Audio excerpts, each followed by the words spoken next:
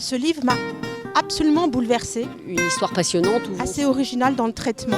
Grand roman Qui raconte et qui raconte encore. Une verve assez incomparable. Différent, poétique, Passionnant. de tristesse, de suspicion, de faux semblants. Assez formidable. Absolument délectable. Moi, c'est une découverte. C'est pour ça que c'est vraiment un bouquin intéressant.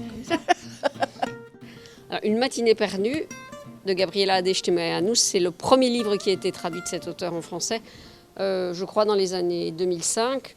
Mais en fait, c'est un livre qui avait été publié déjà du temps de Ceausescu. C'est un bouquin qui a été un petit peu controversé quand il est sorti, qui était un peu assez violemment contre le régime.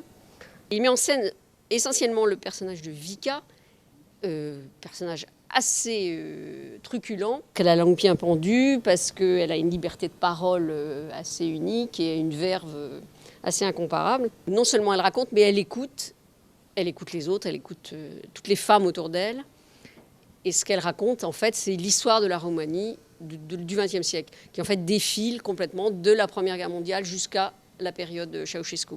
La liberté de parole de Vika, c'est un petit peu un défi à la langue de bois de la littérature officielle et du réalisme-socialisme.